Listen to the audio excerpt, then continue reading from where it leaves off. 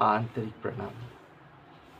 त्रिपुरा रहस्य ग्रंथ, इसे दत्त भार्गव संवाद भी कहते हैं।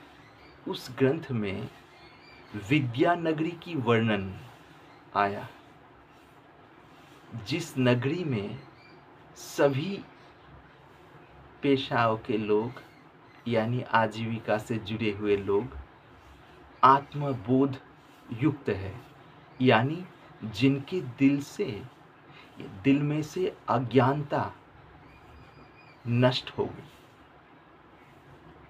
फलतः विशुद्ध आत्मचेतन में उनकी बुद्धि सहज ही ठहरी हुई है।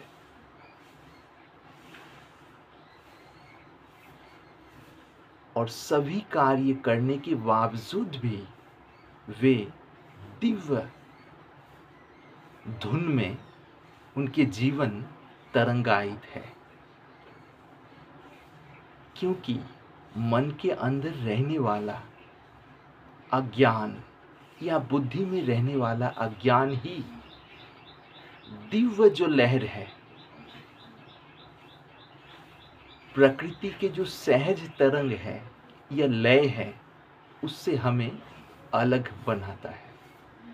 जब उस अहमता या अज्ञान मिट जाता है और विशुद्ध आत्मबोध की अनुभूति होती है, फिर से उस दिव्य लय में ही इंसान अपने आप को पाता है। सब कुछ के साथ अपने आप को मिले हुए पाते हैं। सब में रहने के बावजूद भी सबसे अलग होने के बावजूद भी सब में ओतप्रोत ये अनुभूति अंदर घटित होती है। ऐसी स्थिति के वर्णन है त्रिपुरा रहस्य नाम के ग्रंथ में, जिसे दत्त भार्गव संवाद इस नाम से भी कहा गया है। परशुराम जी जिज्ञासु के रूप से पूछ रहे हैं और दत्तात्रेय भगवान अलग अलग उपाख्यानों के माध्यम से उनके मन के अज्ञान को दूर करने का सुंदर प्रयास कर रहे हैं।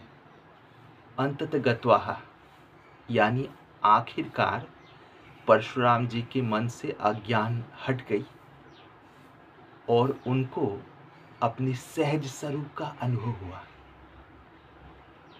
तो उस वार्तालाप के द्वारा उस पर एक यह वर्णन है कि एक विद्यानगरी जिसमें अलग अलग आजीविकाओं के लोग उसमें जुड़े हुए होने के बावजूद भी उस परम बोध में ठहरे हुए हैं, इसलिए उनके जीवन दिव्य लय के साथ संबंधित है। ये उनका या उनकी सहज अनुभूति है।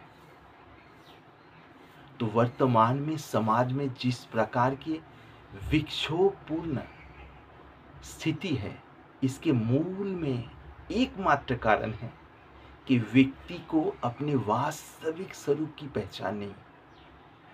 यदि वास्तविक स्वरूप की पहचान हो जावे तो सहजता से अंदर शांति प्रकट हो जाएगी। जो शांति पहले से ही है, बस उसके ऊपर जो अज्ञान के आवरण पड़ा हुआ है वह हट जाएगा। तो इसलिए हे विद्वानों, हे जिज्ञासुगण, आप लोग इस विषय में सजग हो। अपने जिंदगी की मूल लक्ष्य जो है उस विषय में सजग हो और उसे प्राप्त करने के लिए प्रयास करें। केवल प्रयास नहीं, उसे प्राप्त कर कर ही दम ले, तब जाके जिंदगी वास्तविक जिंदगी होगी और परम समता और सरसता युगपद जिंदगी में प्रकट होंगे। तभी हमारी जिंदगी वास्तव में उस विद्यानगरी निर्माण के लिए एक पड़ाव होगा। आंतरिक प्रणाम के साथ।